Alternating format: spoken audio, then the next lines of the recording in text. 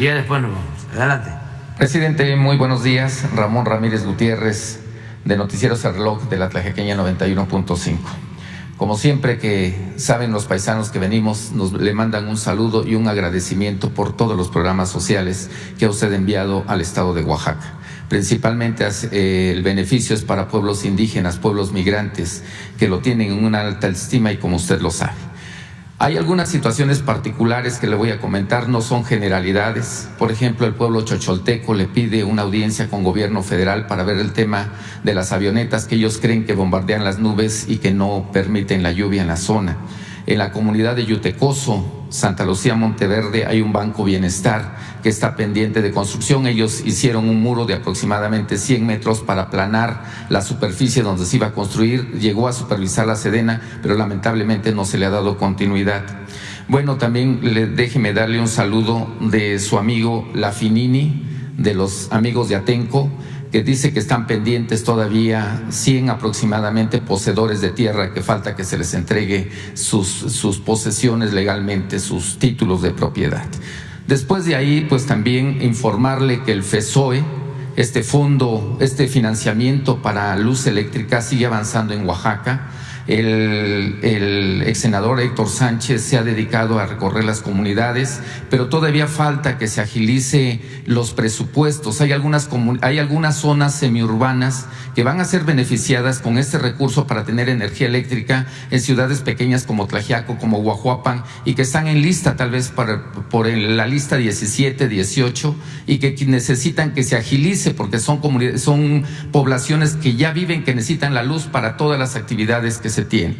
También pues comentarle, informarle que el día de ayer usted mencionaba los mercados bienestar y que van a arrancar en la Mixteca. También nos da mucho gusto, le da mucho gusto al pueblo oaxaqueño la relación que tiene con el actual gobernador Salomón Jara, que ahora es presidente de la CONAGO, y sin lugar a dudas eso traerá beneficios. Ahora, punto y aparte, esto únicamente lo manifiesto, lo digo por lo que representa esta conferencia matutina y la atención que tienen los funcionarios federales en torno a los temas que se tocan aquí en la matutina. Mi primera pregunta, señor presidente, es: el día de ayer mencionaba usted que la primera empresa de carros eléctricos iba a estar en San Luis Potosí. Hasta donde tenemos también información, Tesla tiene la posibilidad de abrir instalaciones en México. Están los parques industriales en el istmo de Tehuantepec, en Oaxaca. ¿Qué posibilidad hay que el desarrollo industrial del sur, que está planteado con todas las posibilidades de crecimiento nacional e internacional, se puedan establecer en el istmo de Tehuantepec, la empresa Tesla? Bueno, se están promoviendo muchas actividades para el desarrollo de la industria y hay sitios en el país que pueden albergar, pueden ser buenas opciones estratégicas para el desarrollo de la industria, en este caso de la industria automotriz con carros eléctricos. Está el Plan Sonora, lo que ya se está haciendo en el Bajío, lo que vimos y inauguramos como nueva etapa en San Luis Potosí con la nueva planta de la BMW de carros eléctricos. Hay también de esta empresa dos posibilidades, según me han informado, que se instale en Nuevo León o en Hidalgo, muy cerca del aeropuerto Felipe Ángeles, y en el corredor del Istmo son 10 parques industriales y ya se va a lanzar la convocatoria, ya pronto. Hay el compromiso, si se dan las condiciones, de que 4 parques de los 10 se utilicen para la generación de energía eléctrica, energía eólica, Esto es un acuerdo con el gobierno de Estados Unidos para contribuir a enfrentar el problema del cambio climático. Van a estar con nosotros el día 19 de marzo en el Istmo y en Veracruz, legisladores, esa es la propuesta, estadounidenses, vienen con el embajador Ken Salazar el día 19 y el día 21 de marzo, que yo tengo que estar, vamos a, como siempre, a Guelatao, por la tarde, después de ese acto, de esa ceremonia, vamos de nuevo al Istmo, porque es probable que esté John Kerry para lo de los parques también, de eólicos.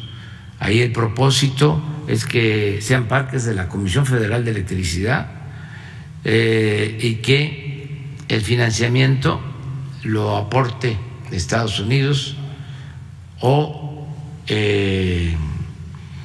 bancos de Estados Unidos con tasas muy bajas, cero tasas de interés a la Comisión Federal de Electricidad, y que los construyan empresas mexicanas y estadounidenses. Ese es el acuerdo que tenemos inicial.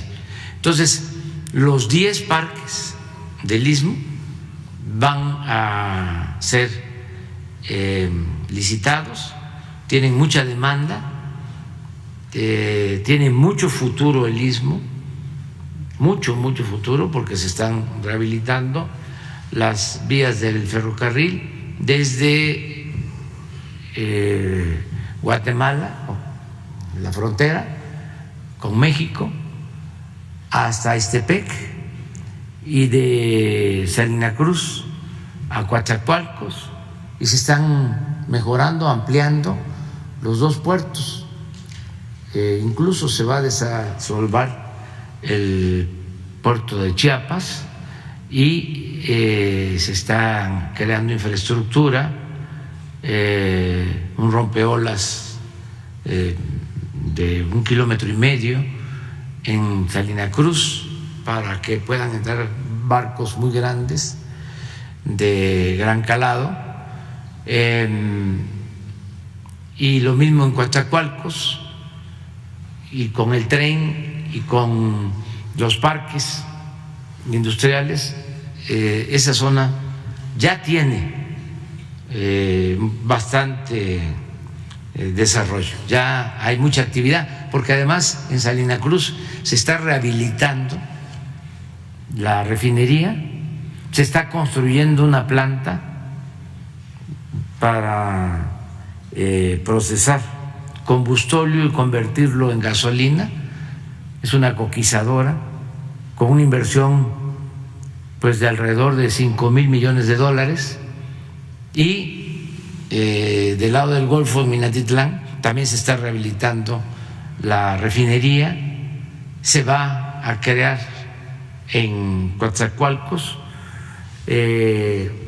una planta para transformar el gas, una planta de licuefacción para congelar el gas y poderlo transportar congelado y luego regasificarlo, esto en México o en Europa.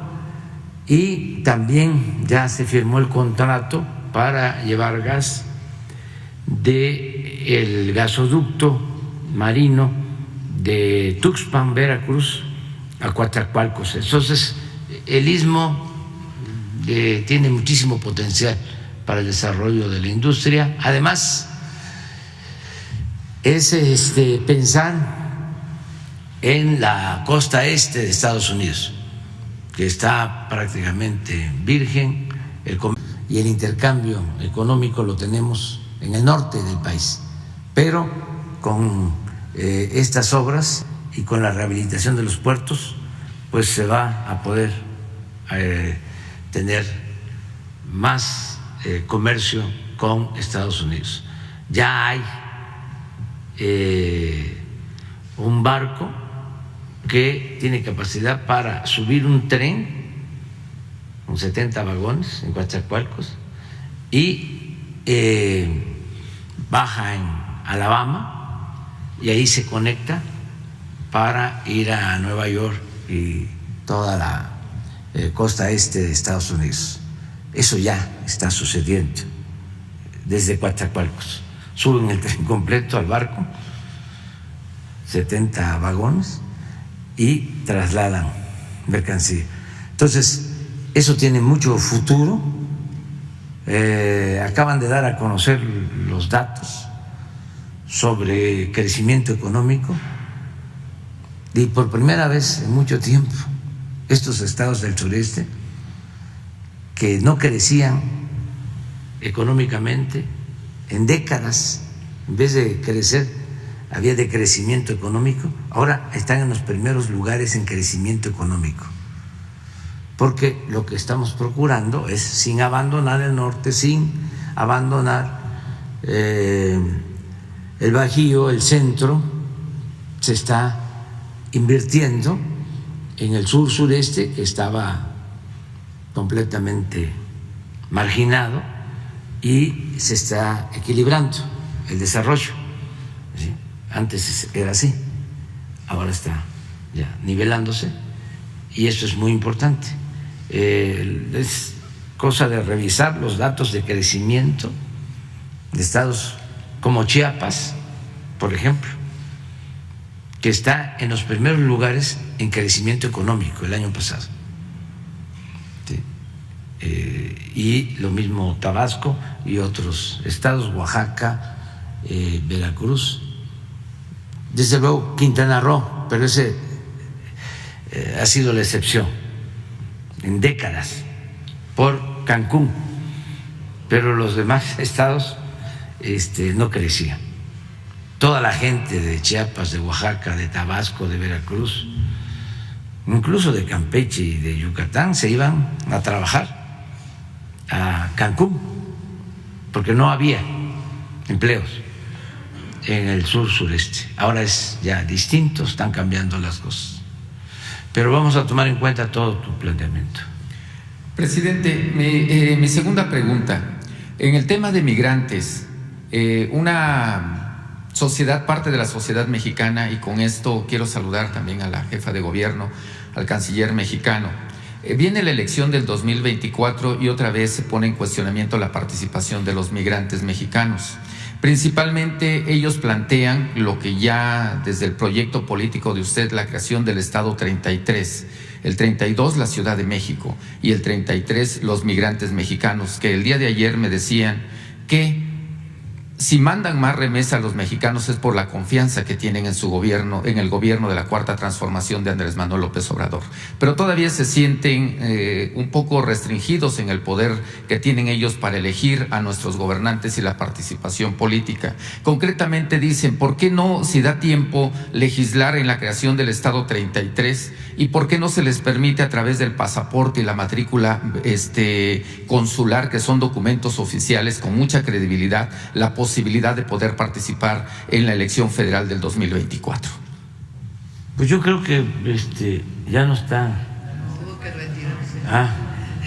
Yo le iba a pedir a él que lo explicara, pero de luego ya hubo una explicación sobre eso, pero le vamos a pedir a Marcelo, cuando esté por acá, que nos ayude a explicar, porque en efecto se han hecho muchos intentos para que se facilite la posibilidad de votar a nuestros paisanos migrantes y no se avanza.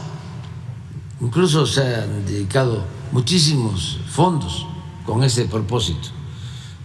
Ahora hay que hacer algo especial. ojalá y todos ayudemos para que se facilite la posibilidad de que todos los migrantes puedan tener el derecho, o sea, se les garantice el derecho al voto como ciudadanos. Entonces vamos a pedirle a Marcelo cuando esté aquí que cuando regrese que nos explique sobre esto, si te parece. Presidente, mi última pregunta, ojalá el desarrollo que usted habla en el sur-sureste pues sea un desarrollo integral.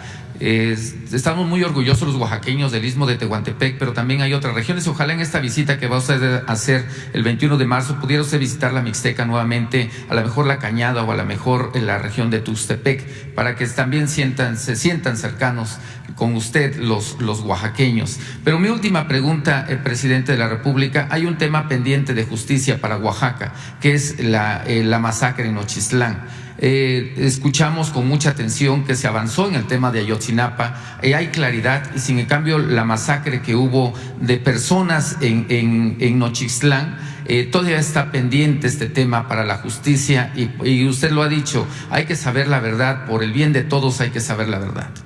Sí, se está investigando sobre eso, lo tiene la Fiscalía, lo de Nochistlán, lamentable hecho de represión. Y vamos a pedir un informe. Va a ir el Tianguis del Bienestar a la Mixteca, como tú lo señalas, porque me han estado pidiendo que yo vaya a la Mixteca. Tienen razón, no he podido ir. He estado en Oaxaca, en otras regiones. Ya fui a Tuxtepec, pero me falta recorrer todas las regiones de Oaxaca, voy a estar por allá y vamos también a seguir haciendo justicia, ¿no?, en todos los casos.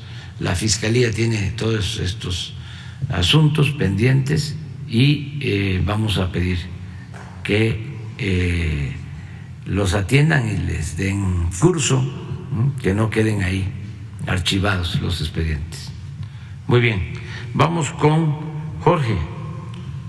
¿Qué tal, presidente? Muy buenos días.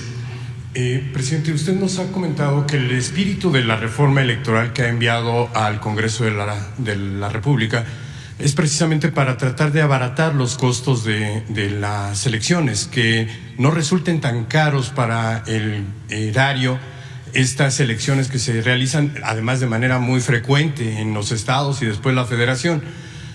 Sin embargo, bueno, el día que hablamos acerca de la reforma electoral, yo le mencioné que había 3 elementos que no estaban incluidos en su iniciativa original, que fueron agregados por los legisladores. Uno de ellos, pues ya se eliminó, que era la vida eterna de los partidos, o lo que se dio en llamar la vida eterna de los partidos. Y hay otro elemento que también llama mucho la atención, y es que los partidos políticos estaban obligados por una resolución precisamente del Tribunal Electoral y que había promovido Morena, para que devolvieran los recursos que no habían ejercido durante el año fiscal que concluía. Sin embargo, en esta ocasión, los partidos políticos están promoviendo que lo que no gasten lo puedan ejercer el siguiente año, es decir, no van a regresarle nada al erario. Lo quieren guardar y utilizar en el siguiente ejercicio o en el siguiente proceso electoral, sea federal o sea local. Esto, evidentemente, pues hace más cara las elecciones y va en contra de la propuesta que usted había formulado. La pregunta en concreto es, ¿qué va a hacer usted al respecto o qué le pediría al Congreso que hagan al respecto de este asunto en particular? Pues ya, mire, ya avanzó bastante este tema. Desafortunadamente, el bloque conservador se opuso a la reforma, a la Constitución, para reducir los costos de las elecciones. Así, los diputados y senadores y sus jefes, con la consigna de el INE no se toca, impidieron de que se redujera el presupuesto que se destina a las elecciones en México, que es el presupuesto más elevado en el mundo. Eso fue lo que se impidió, que en vez de 25,000 millones de pesos al año, se ejercieran 12, 15,000. Pero engañaron a mucha gente de que lo que queríamos era controlar el INE, destruir al INE, cuando ellos son los que se han apoderado del INE desde hace muchísimo tiempo. Los oligarcas, los que se sentían dueños del país. Lo que pasa es que el pueblo de México es mucha pieza, y cuando imaginaban de que eran omnímodos, intocables, absolutos, por eso ahora están tan nerviosos, todavía no se reponen. La gente dijo basta, que a pesar de todos sus mecanismos de control y manipulación, se llevó a cabo un cambio. Entonces se han dedicado a bloquear todo lo que significa beneficios para el pueblo de México. Entonces bloquearon eso, bloquearon la reforma constitucional. Ese es el fondo, porque estábamos proponiendo que en vez de 500 legisladores, pues se tuvieran 300, que se eliminaran todos los pluris y que la elección fuesen libres, ¿sí?, sin compra de votos, sin alteración de los resultados, como lo han venido haciendo desde hace mucho tiempo.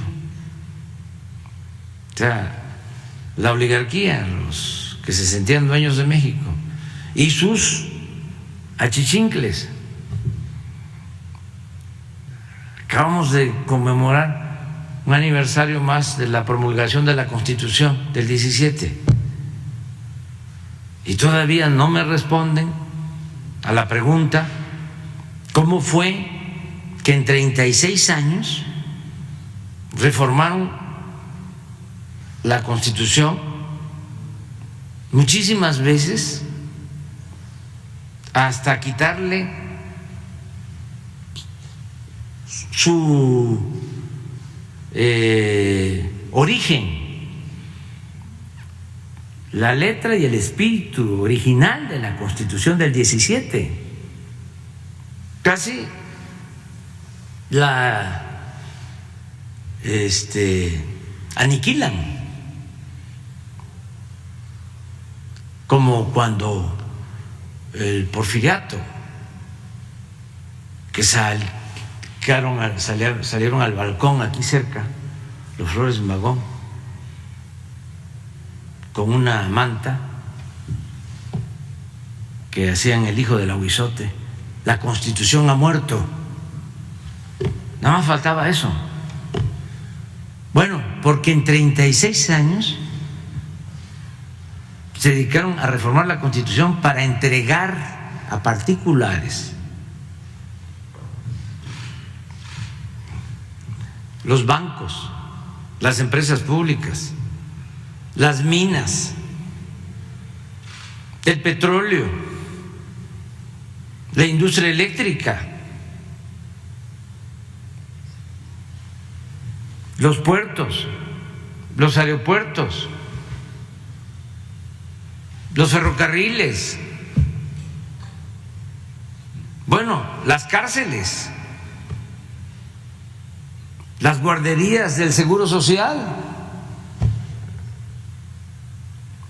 Se dedicaron a aumentar los impuestos al pueblo, a aumentar el IVA, que es un impuesto al consumo, y al mismo tiempo a no cobrar impuestos a los potentados.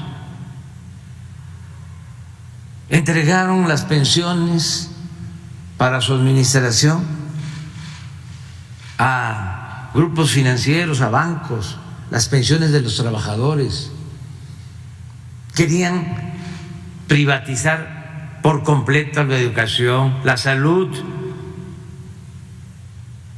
Y la pregunta es para los defensores de ese modelo neoliberal o neoporfirista, porque era el regreso al porfiriato, ¿sí?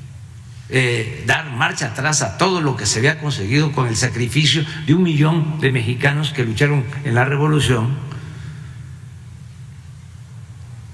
La pregunta de nuevo es, a ver, ¿qué legislaron en beneficio del pueblo en 36 años? Nada. Todo fue en contra de la mayoría del pueblo, para beneficio de una minoría. Entonces, en el caso de lo electoral, pues se opusieron a la reforma constitucional y lo único que nos dejaron como posibilidad fue una reforma a la ley, no a la Constitución, porque para reformar la Constitución se requieren 2/3 partes.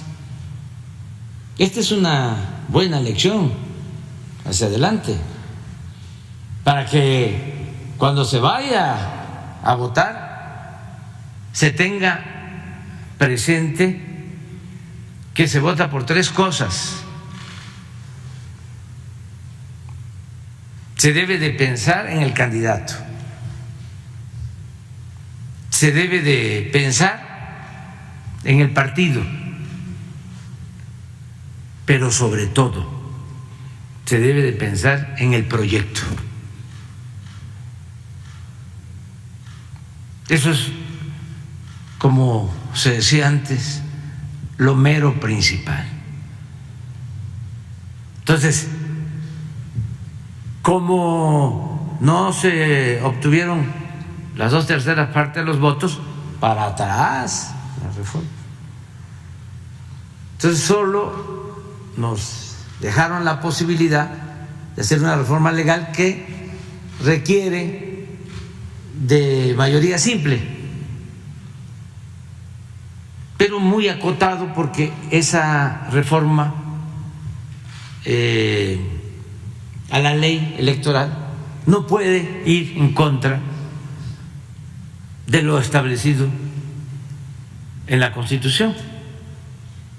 Aún así, sí, cuidando, respetando lo que establece la Constitución en materia electoral y solo atendiendo lo que es posible, y en este caso el que se gaste menos, porque los funcionarios del INE son como una burocracia dorada, sobre todo los de arriba.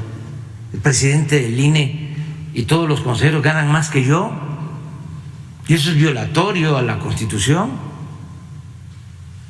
Entonces, esa parte fue lo que se planteó, ¿sí?, básicamente, que era lo que yo propuse.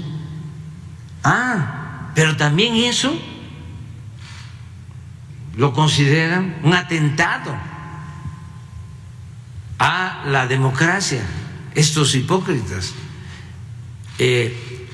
porque es como el mundo al revés. Y ahora ya presentaron una controversia constitucional en la Suprema Corte.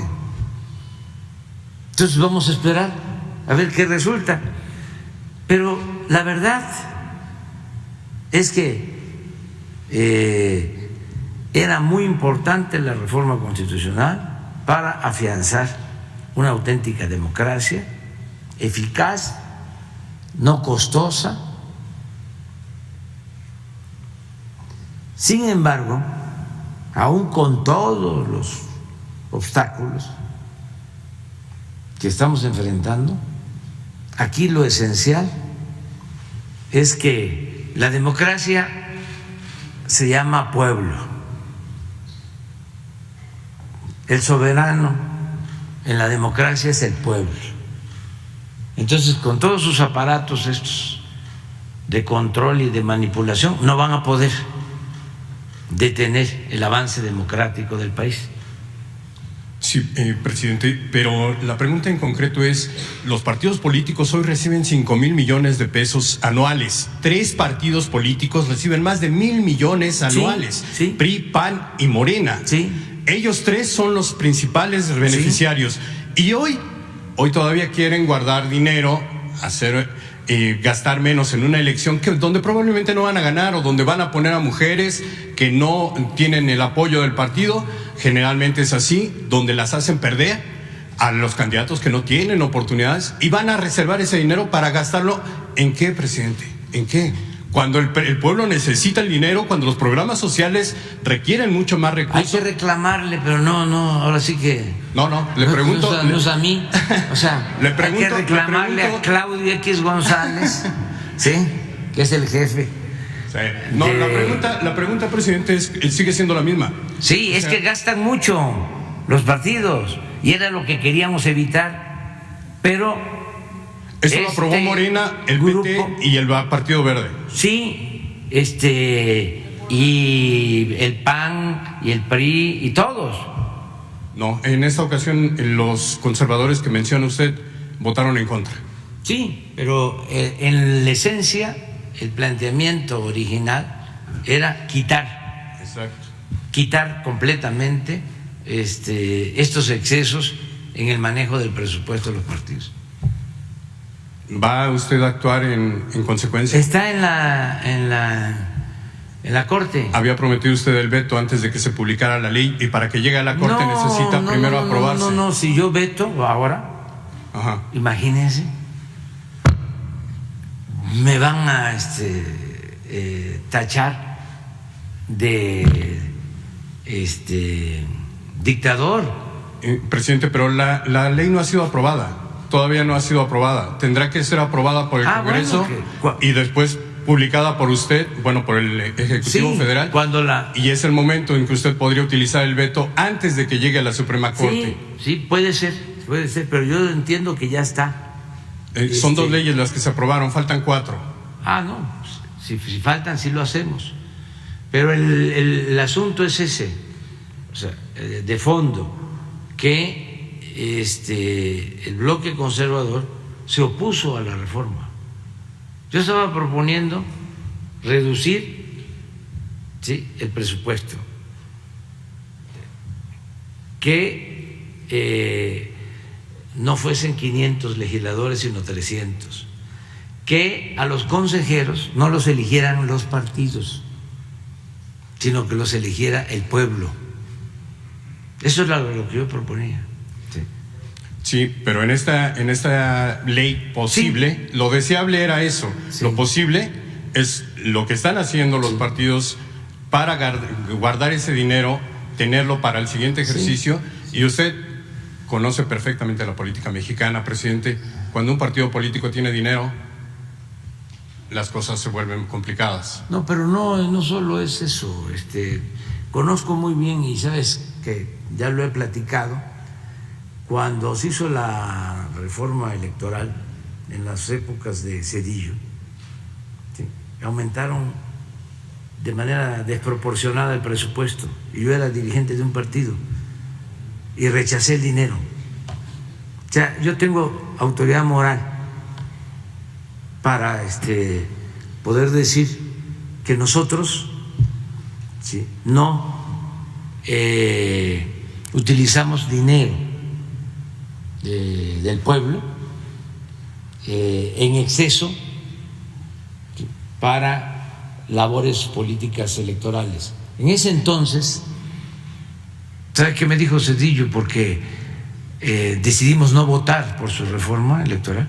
Me dijo, le voy a ver cobrando el cheque. Y le contesté, no me va a ver cobrando el cheque. ¿Y qué hicimos? Pues utilizamos una parte nada más del presupuesto. Que la reforma incrementó considerablemente. Y creamos 3 fideicomisos.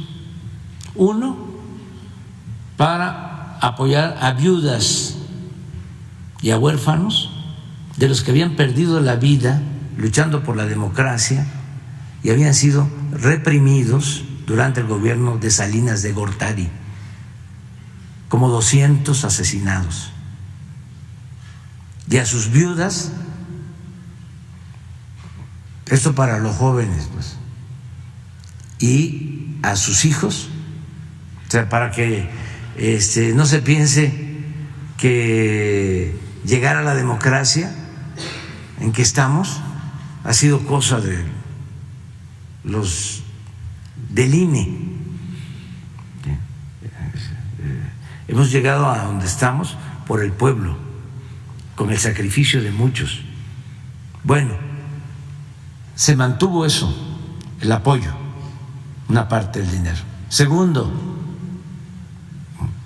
se crearon casas en la frontera para apoyar a migrantes con ese dinero.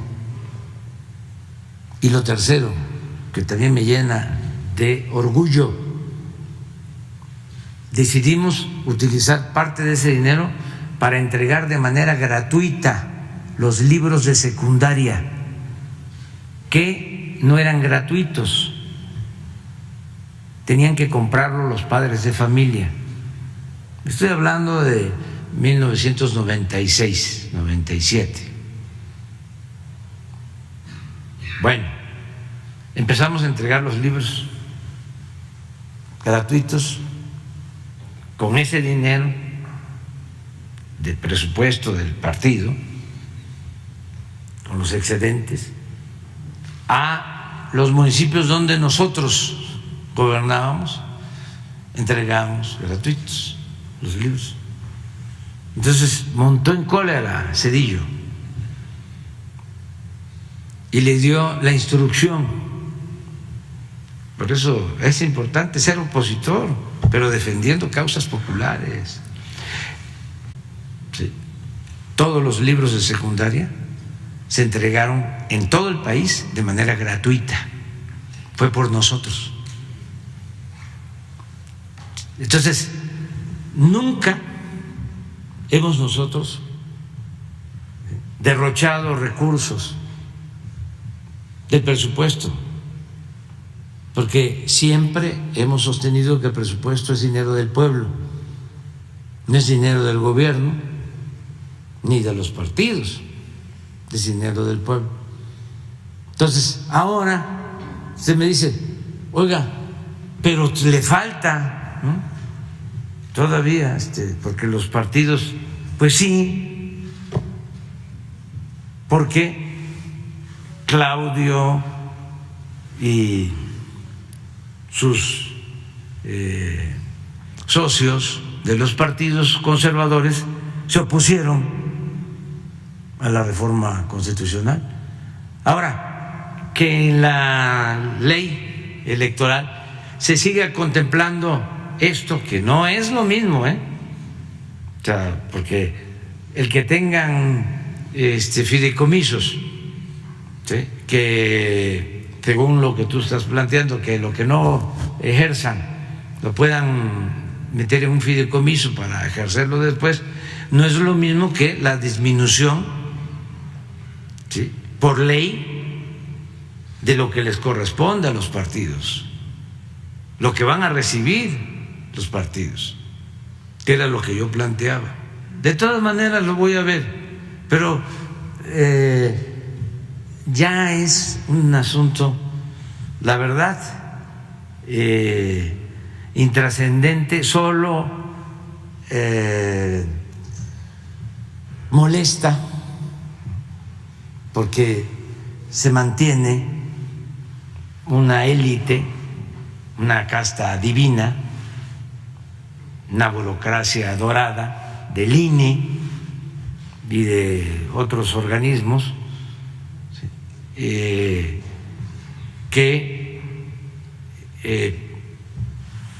le cuesta mucho al pueblo, le cuesta mucho mantenerlos. Son organismos mantenidos y buenos para nada. Eso es lo único, pero lo cierto es que en el fondo ya la democracia es una realidad en el país. O sea, no se va a poder detener el movimiento democrático por el pueblo. El motor del cambio es el pueblo. Eso no se debe de olvidar y hay que internalizarlo. O sea, no son los organismos electorales, no son las cúpulas del poder económico, poder político. El protagonista principal de esta historia nueva es el pueblo de México. Entonces vamos a ver sobre este tema.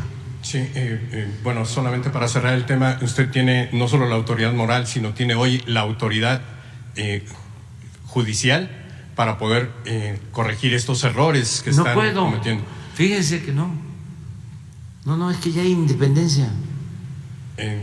Sí, okay. Que no había antes. O sea, no, estoy contentísimo porque la mayoría de los ministros de la Corte. No, me refería al poder de veto, presidente, no a la intervención en el poder judicial. Sí, pero lo voy a usar para cosas que considere más importantes, porque si no se me viene la campaña, ¿sí? De que estoy actuando de manera autoritaria. Claro. Y vale más que se vaya, ¿sí?, como corresponde legalmente a la Suprema Corte. No, pero es importante la separación de poderes. O sea, ustedes imaginan el cambio que significa. La señora presidenta de la Corte, para hablar en plata, está por mí de presidenta. Sí, porque antes el presidente ponía y quitaba a su antojo al presidente de la Corte. Les voy a comentar algo, una anécdota. Cuando llegué a jefe de gobierno, me llegan a ver, es lo mismo, nada más que en el ámbito local, pero así es en cualquier estado, es lo mismo, y esto viene desde el porfiriato. ¿Sí? ¿Quién decidía en la Corte? Pues Porfirio Díaz. Le daban la razón al presidente antes de que abriera la boca. Bueno, cuando llego a ser jefe de gobierno, me llegan a ver los magistrados del Tribunal del Poder Judicial de la Ciudad de México, porque iban a nombrar al presidente del Tribunal Superior de Justicia. Me llegan a ver para que yo diera la línea como era. Le digo, no, elíjanlos ustedes, así está. Pero hasta raro, ¿no? Se sentían. No, elijan. A mí me tocaba inclusive, bueno, pero eso se los cuento después, proponer al Congreso, o en este caso a la Asamblea, a quienes iban a pasar de jueces a magistrados, ¿sí? Y les pedía yo que la terna la enviaran del Poder Judicial. Y esa misma terna era la que yo enviaba a la Asamblea. Entonces les digo, no, elijan. Y ellos eligieron y nombraron. Hagan ustedes un ejercicio periodístico sobre quién nombró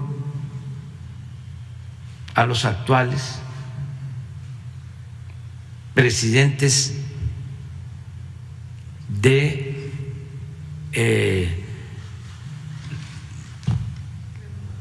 se llaman Tribunal Superior de Justicia de los Estados. ¿Quién los nombró? A la mayoría. Puede ser que haya excepciones, ¿eh? Los gobernadores. ¿Quién nombraba al presidente de la Corte? El presidente. ¿Quién nombraba a los diputados federales? El presidente. ¿Quién nombraba a los senadores? El presidente. ¿Quién nombraba a los gobernadores? El presidente. Le atribuyen la regla a el presidente de Veracruz, una gente honesta, don Adolfo Ruiz Cortines. No, es Porfirio Díaz, el creador de esto, de esa regla de oro. El presidente nombra a todos los funcionarios federales, a los gobernadores, diputados, senadores, y los gobernadores a los presidentes municipales, diputados locales, Tribunal Superior de Justicia de los Estados. Bueno, eso todavía está, porque esto es un proceso que tiene que ir cambiando. Entonces, pasa eso, termino como jefe de gobierno y me pide el licenciado Batis, dice, nos ayuda, estábamos en oposición, el presidente del Tribunal Superior de Justicia de la Ciudad de México, una persona que no voy a mencionar, nos ayuda mucho, dice, pues tenemos que estar ayudando a la gente y él se porta bien y lo que me pide es un desayuno con usted. Le digo, no, miren que a mí me gusta desayunar en mi casa, tamalitos de chipilín, sí. Y no es fácil que en otras partes, ¿no? O unos huevos motuleños o cosas así. Pero porque me insiste el maestro Batis, que es una gente de primera, le digo, bueno, voy a ir, además porque ayuda. Teníamos un asunto, se hacían gestiones y bueno, voy. Y estoy en el desayuno con él y dice, lo primero que quiero es agradecerle porque por usted estoy aquí. Le digo, no, por mí no. Si a usted le nombraron o le eligieron cuando yo ya no estaba de jefe de gobierno. Ah, pero usted dejó el antecedente. Y por eso estoy aquí. Porque él hizo campaña ahí y lo eligieron. Entonces, estamos viviendo un momento estelar. Si aplicamos la vieja política, pues es hablar, bueno, lo que hacían hasta antes de nosotros. El secretario de Gobernación, pues, esa era su función, hablar uno por uno. Y el que se ponía,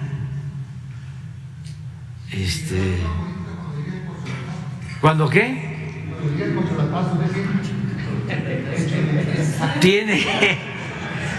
Tiene que seguir eso, lo mismo.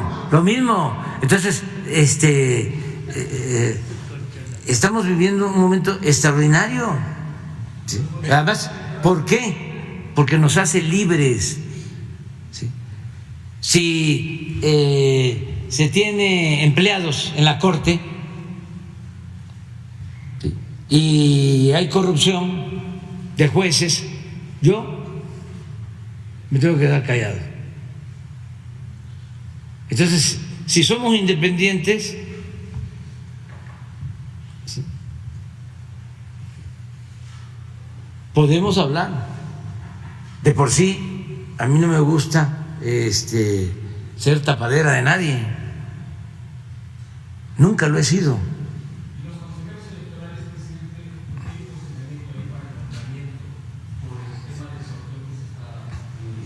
Pues es lo mismo, es que lo mejor era lo que yo proponía, que 20 candidatos del Poder Judicial, 20 candidatos del Poder Ejecutivo y 20 candidatos del Poder Legislativo, 60. Desde luego, la mitad mujeres, la mitad hombres. A ver, se dan a conocer quiénes son y se eligen, los elige el pueblo, no como ha venido sucediendo, que un grupo se ponen de acuerdo.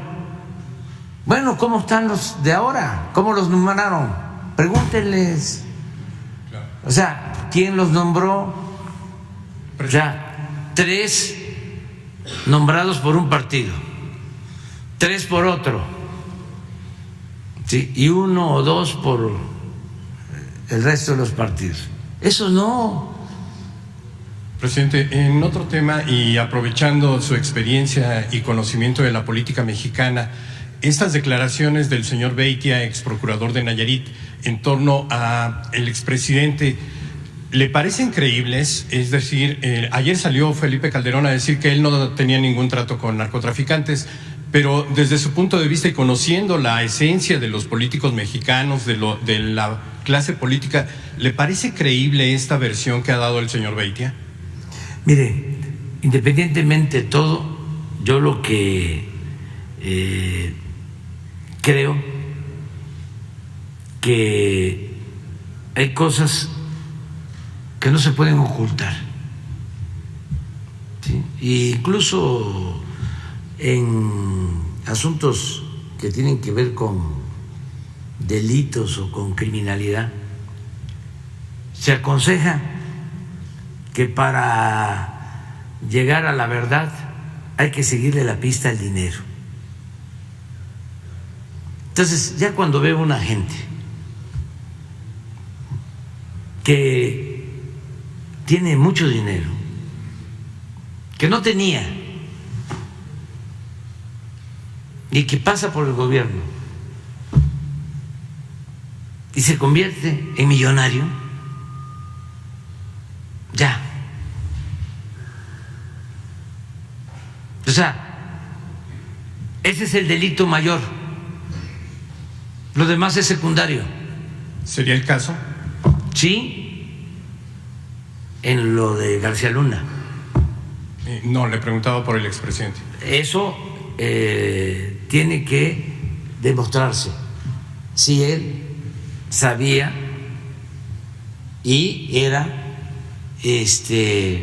beneficiario de los negocios ilegales que llevaron a García Luna a acumular muchísimo dinero. ¿Y en su opinión? Vamos a esperar. Vamos a esperar. Yo no quiero adelantar vísperas porque ayer el director editorial del Universal salió a decir de que yo era el que estaba promoviendo todo esto. Yo con Ken Salazar nunca he hablado del tema con el embajador de Estados Unidos, desde luego ni con el presidente Biden. Es una cuestión de decoro, de principios, de independencia.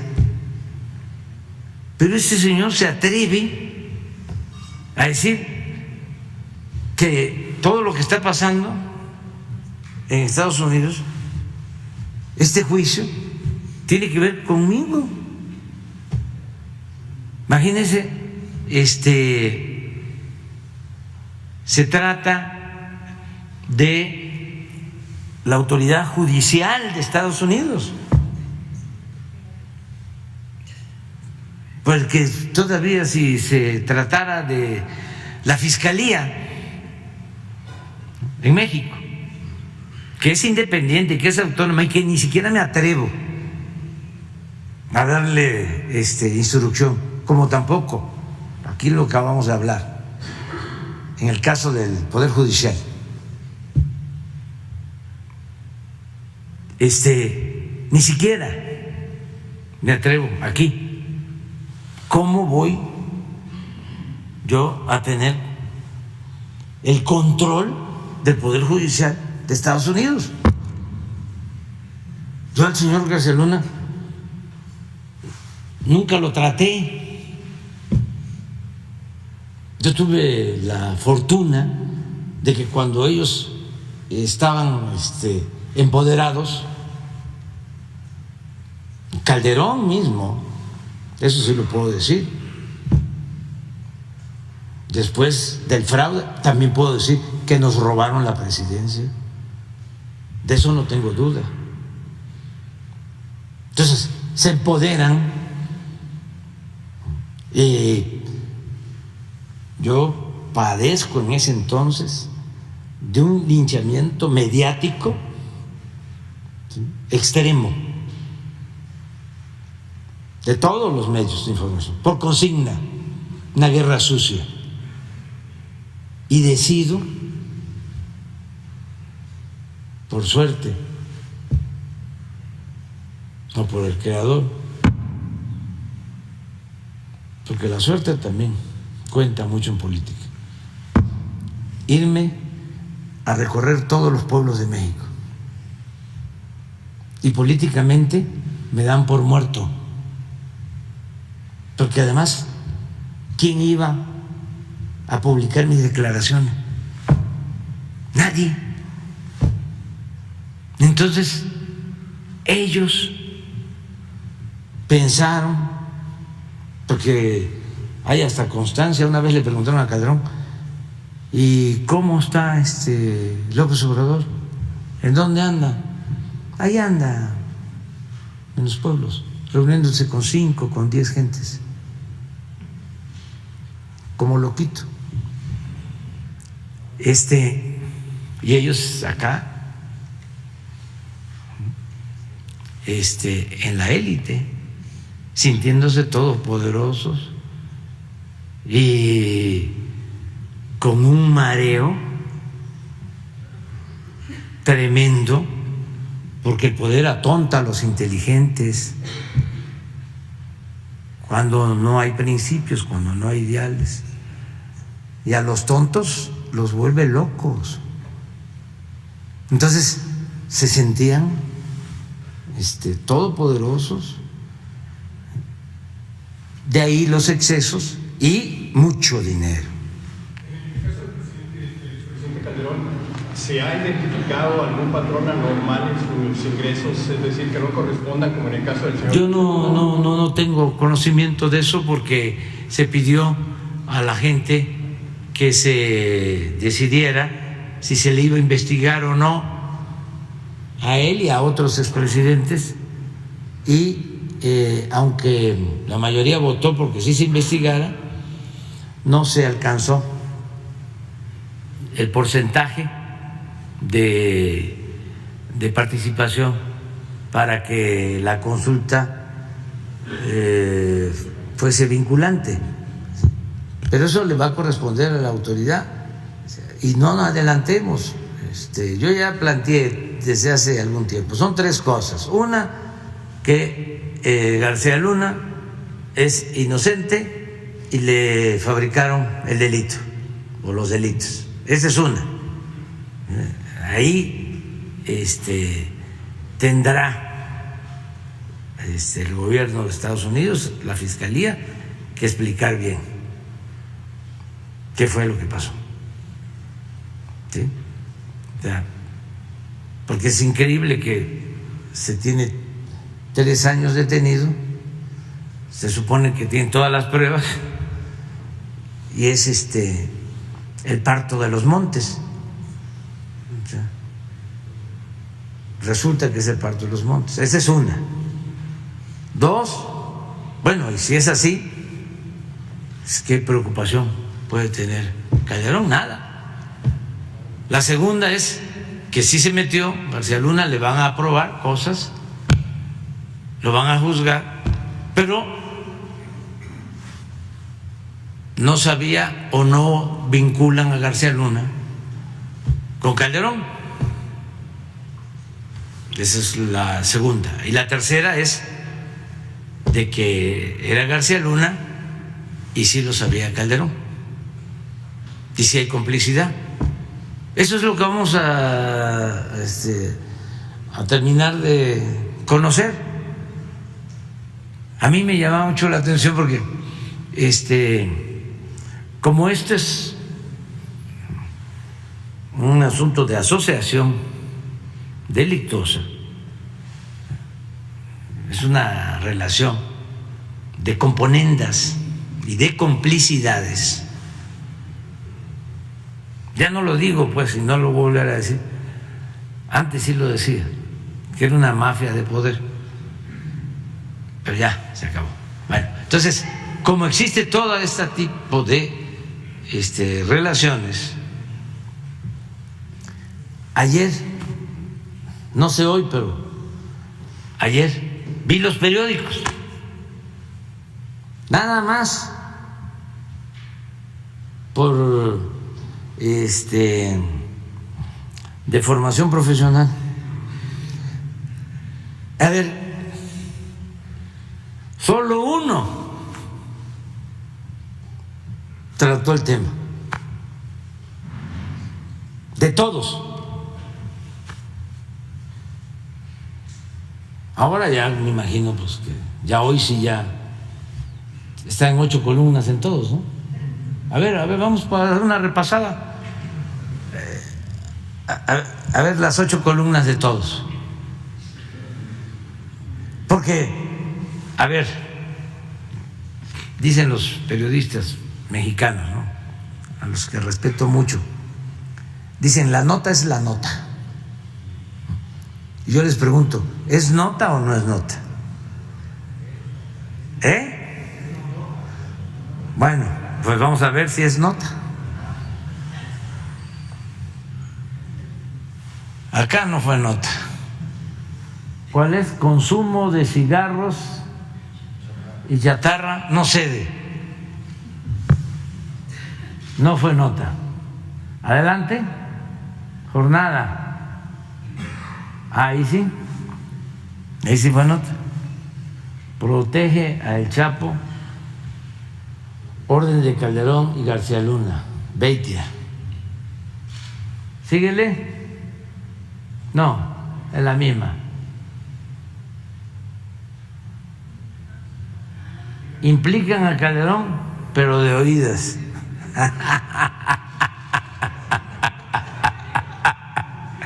No, pero sí está, ¿eh? O sea, digo lo que sea, pero sí está.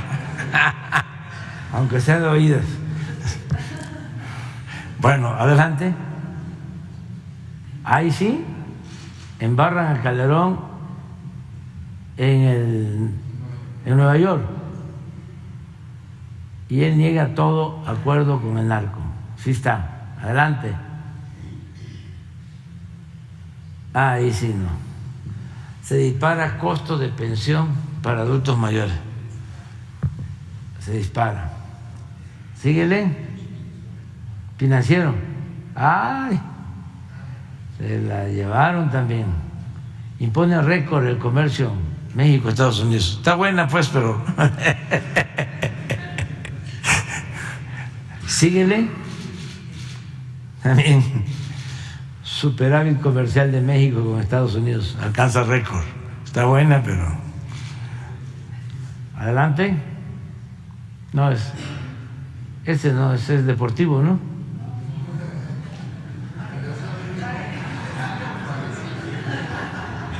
¿Cuál es ese? Y 20, sí. Y tras la pandemia, educación sin rumbo. La razón. Ah, no. Ahí sí. Se salpica en juicio a Calderón. Revira. Nunca pacté con criminal. Pero ahí está. Síguele. Eje central. ¿Cómo se llama?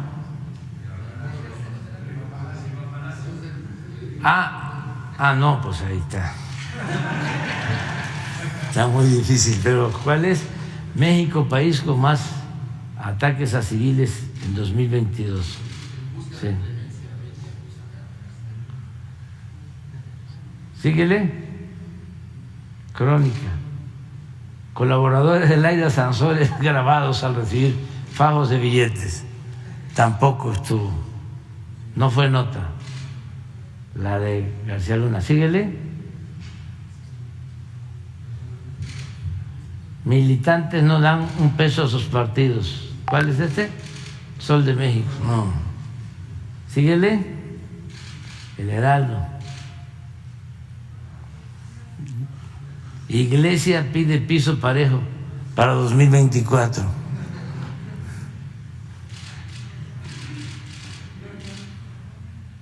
Contra réplica. Ahí sí. Felipe Calderón ordenó proteger al cartel de Sinaloa. Revelan. Síguele. Publimetro. ¿Ese de dónde es? Es una franquicia. Encienden alertas por venta de droga en primarias y secundarias. Sí, sí está. Sí. Pero estoy hablando de las 8. Estamos hablando de las 8.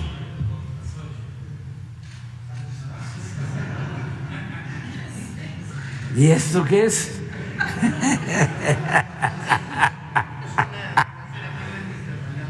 Una balacera en Iztapalapa. Santo Flomazo. En una fiesta. Mural. Da pareja contratos por 565.9 millones. ¿Ese cuál es? En Guadalajara.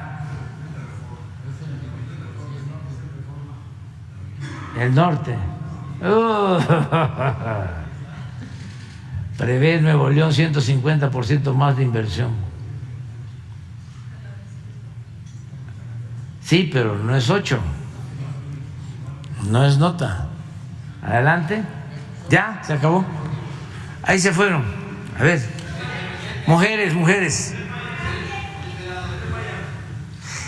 Buenos días, presidente. Nancy Flores de la revista Contralínea. Buenos días a todos y a todas. Presidente, pues preguntarle también sobre el caso de Genaro García Luna.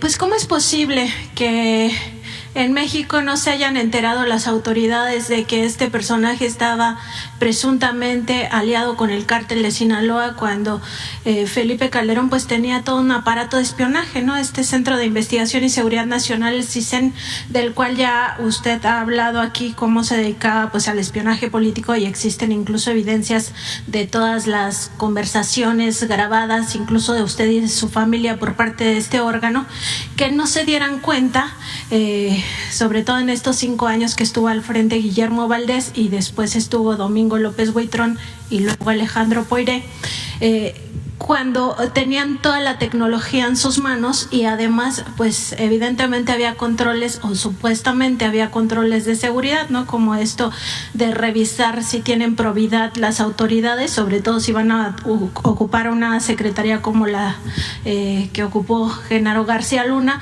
y también el tema de la evolución patrimonial, porque se supone que se da seguimiento a el patrimonio de los servidores públicos.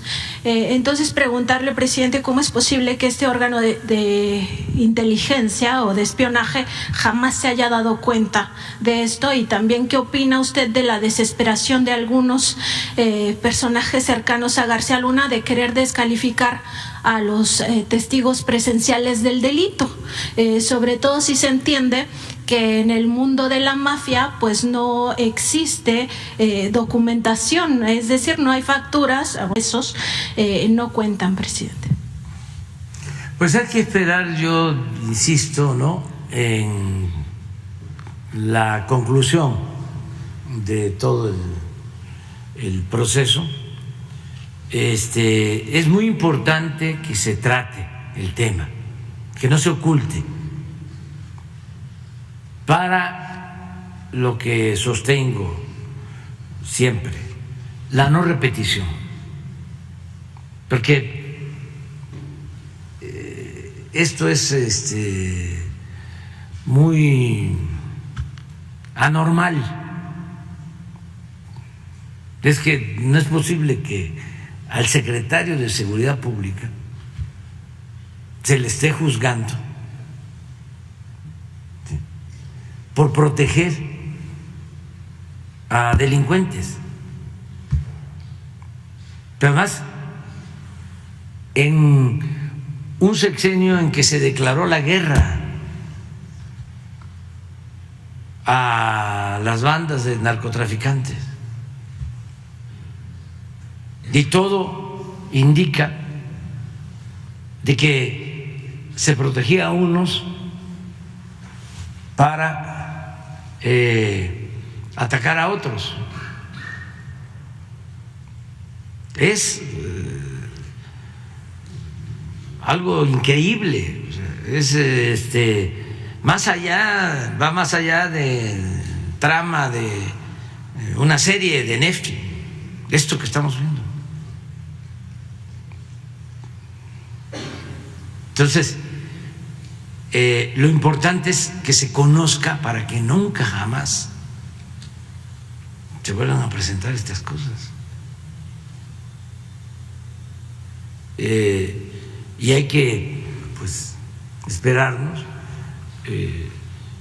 También es evidente, y eso no está saliendo del todo en el juicio, la intromisión de las agencias en la vida interna del país. O sea, yo comentaba de que llaman a declarar a un embajador de Estados Unidos, pero el que estaba antes, Pascual, ese era el más activo, ese opinaba de que la Marina era más confiable que el ejército mexicano y que ellos entrenaban a los marinos en Estados Unidos y que ellos proporcionaban información de inteligencia a quienes llevaban a cabo los operativos. Inclusive entró en choque con Calderón y infiero que con García Luna, y por eso lo quitaron y pusieron al que declaró. Pero el que sabe más es Pascual, porque está en los cables de Wikileaks esto que les estoy diciendo. Entonces es cuestión de reconstruir toda la historia. Eso les va a corresponder a ustedes. A mí lo que me importa es que esto nunca más vuelva a nuestro país, que se respete nuestra soberanía, que no haya contubernio entre autoridades y delincuencia, que se destierre de México la corrupción, que no haya impunidad y que también se atiendan las causas de la inseguridad y de la violencia con apoyo a la gente, al pueblo, que se atienda a los jóvenes, que haya trabajo, que haya bienestar, que haya esperanzas, que nadie se vea obligado a tomar el camino de las conductas antisociales. Eso es lo que nos importa a nosotros y es lo que estamos haciendo. Y se va avanzando. Y es contrario al pensamiento autoritario que imperaba en estos tiempos y que todavía muchos sostienen, de que lo que hace falta es mano dura, medidas coercitivas. No se puede enfrentar la violencia con la violencia. El mal no se puede enfrentar con el mal. El mal hay que enfrentarlo haciendo el bien. Y nosotros tenemos pues una herencia extraordinaria de valores.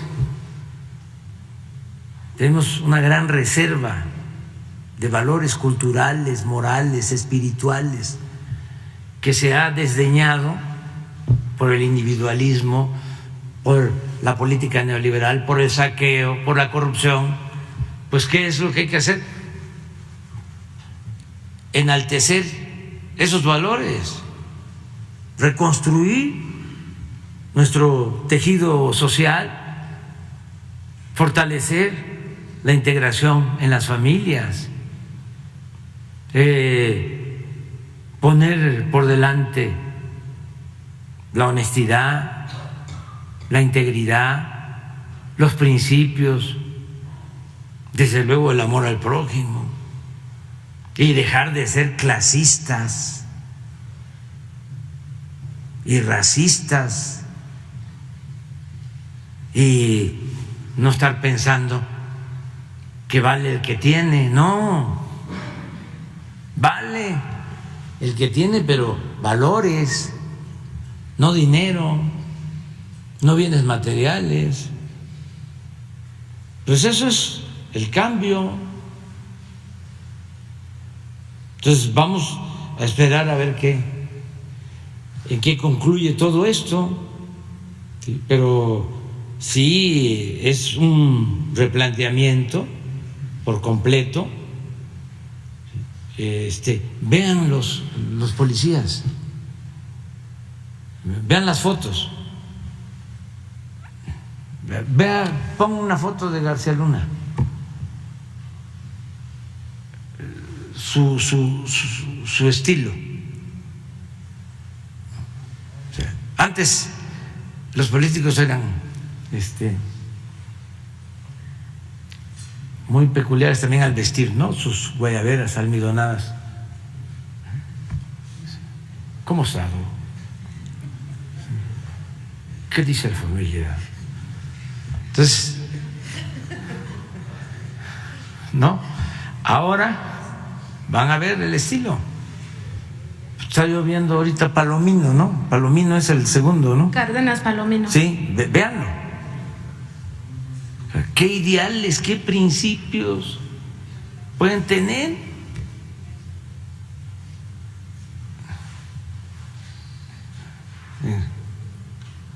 ¿Cuál es su sustento en ideales y en principios de García Luna? Con todo respeto, no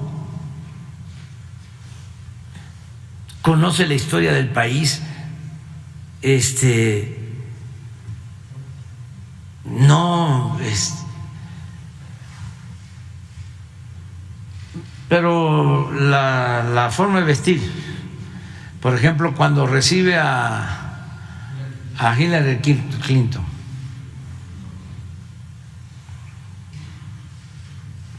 y en general,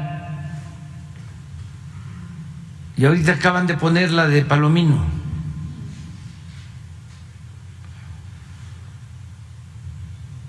nada, era escalar, escalar, escalar, escalar, escalar, escalar.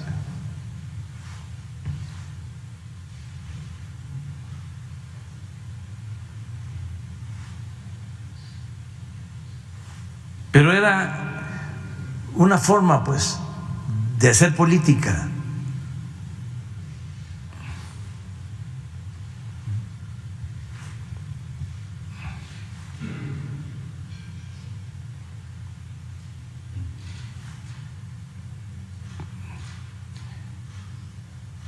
¿Y de dónde vienen? O sea, es como cuando, con todo respeto, ¿no?,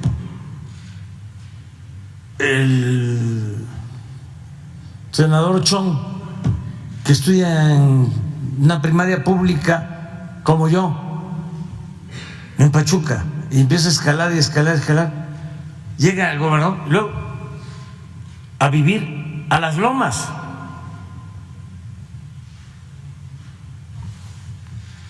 A una residencia.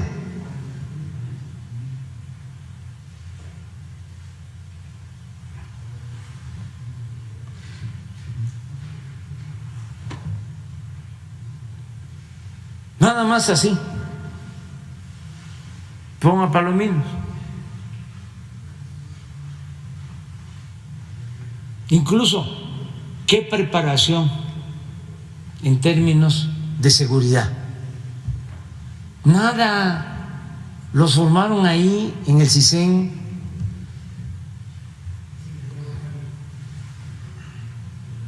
No, acaban de poner una de Palominos cuando pero fue en el video.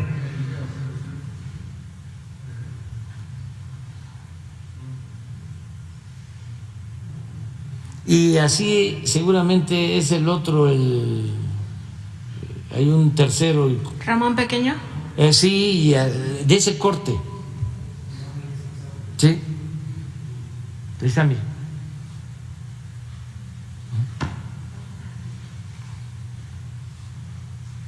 Ese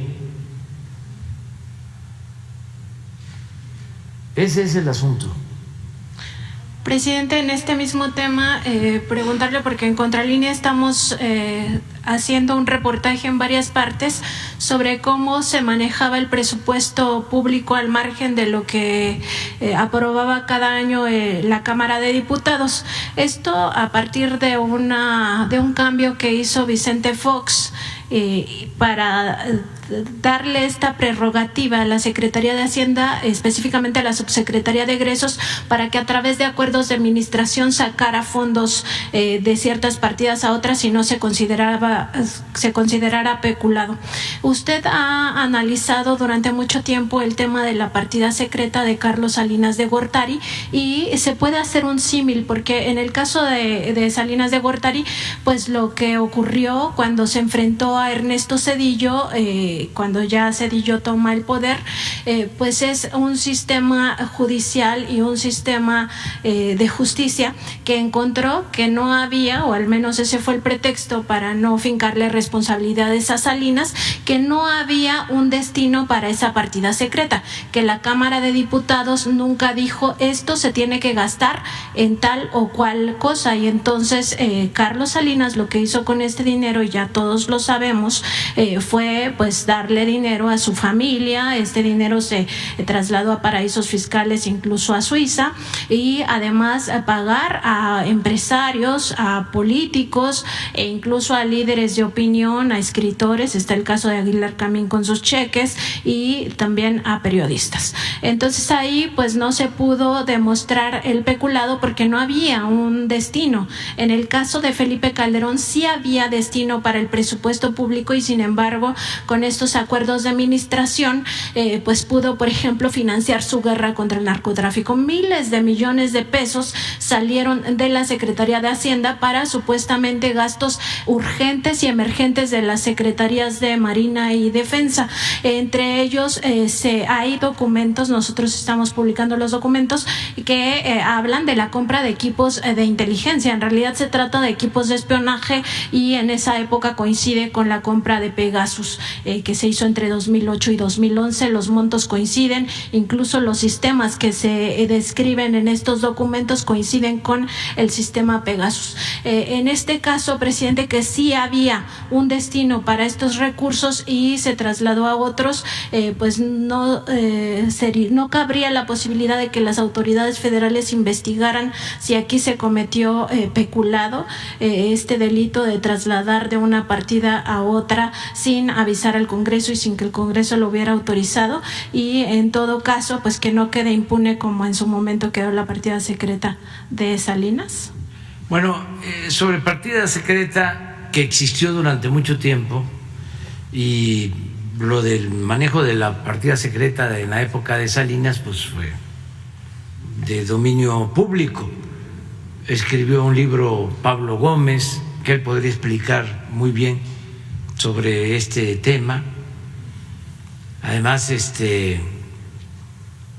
hubo una entrevista, que pasa que ya ahora Carmen Aristegui ya no habla de esas cosas, que le hizo al finado Miguel de la Madrid, y él habla de la partida secreta.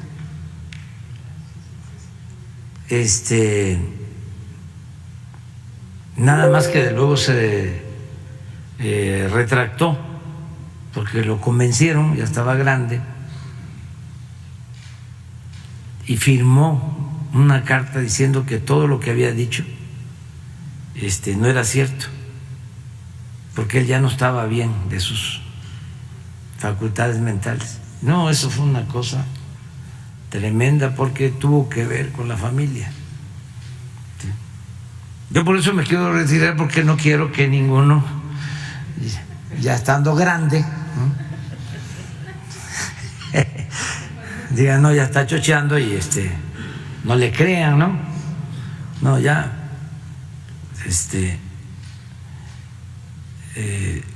es importante saberse retirar a tiempo. Pero pues de eso hay mucho, ¿no? Bueno, todo ese manejo discrecional de que, oye, mándame, estamos mal, presidente, que le escribía a Aguilar Camín a Salinas, lo que ustedes publicaron. Y ahí va el cheque. Los cheques y las cartas. Sí.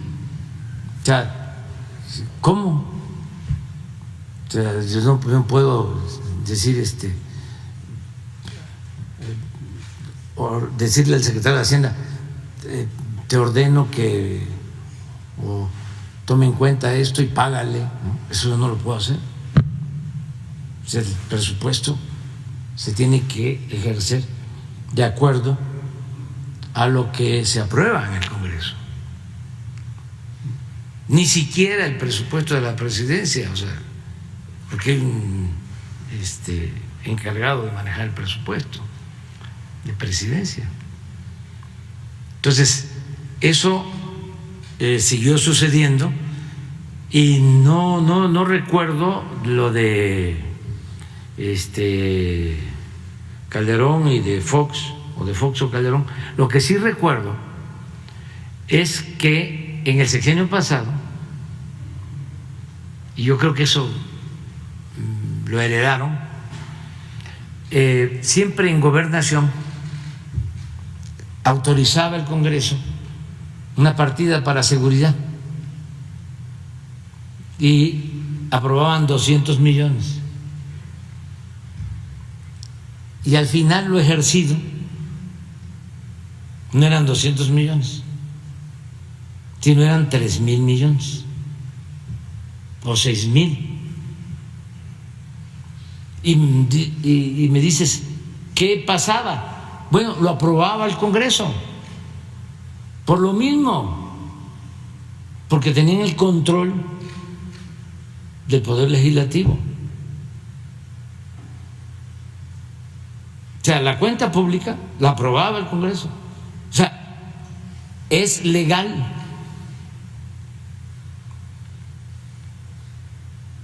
Pero eso sí, en Gobernación, si hacen el análisis del manejo del presupuesto de todo el sexenio anterior, van a encontrar, o sea, cuánto autoriza el Congreso y cuánto se ejerce al final. Y era un incremento de 5, 10, 20 veces más al final. Y muchas cosas por seguridad nacional no se informaban. No se daba a conocer la cantidad, ni siquiera las facturas. Yo les explicaba de el último viaje que hicieron en el avión presidencial, creo que Argentina, ¿sí? Que facturas de 7 millones de pesos de gasto de internet en el vuelo. Claro, o sea, no se gastaron eso, pues. O sea, 7 millones de pesos. Navajas de rasurar, no sé, 1,000. Pues ni que se rasuraran 50 veces al día, ¿sí? Todo, pero eran facturas falsas. Era para robarse el dinero, pues. Y yo, pues, no le echo la culpa al presidente Peña, sino los que manejaban eso. ¿Sí? Si acaso, descuido, ¿no? Pero así era. Entonces, como no tenían que informar, porque era dinero que manejaba el Estado Mayor Presidencial, era seguridad nacional, pues habían excesos de todo tipo. Pero repito, y así terminamos porque ya es tarde. No, es una hay que irnos a desayunar. Hay que desayunar. Una última pregunta, presidente, aprovechando que está aquí la doctora Claudia Sheinbaum. No acepten muchos desayunos, ¿eh? En junio del año pasado, presidente, usted le hizo un respetuoso llamado a la doctora pues para que revisara el tema del sobrecosto en los trenes de la línea 12. Esto ocurrió en el gobierno de Marcelo Ebrard y se calcula que el sobrecosto fue de 20,000 millones de pesos. En ese sentido, presidente, usted le hizo un respetuoso llamado de que se revisaran los contratos como se hizo aquí en el gobierno federal de CFE, y de Pemex en el tema de contratos leoninos, y también como se hizo en el tema de reclusorios, que se pudo bajar el costo. Entonces, aprovechar, preguntarle a la doctora si se pudo revisar este tema, si se habló con las empresas involucradas y si se ha tenido pues algún beneficio para los capitalinos, porque pues se hablaba de un sobrecosto multimillonario. Gracias, presidente. Tú tienes tus audiencias, ¿no? Sí, sí. Ahí le contestes, porque si no, vámonos a desayunar. Me da mucho gusto. Tú vas. ¿Saben lo que estoy notando últimamente? Nada más lo que estoy notando últimamente es que no hay equidad de género. No hay. Entonces, sí, vamos a tener que reparar todo eso. Un día puras mujeres. Adiós.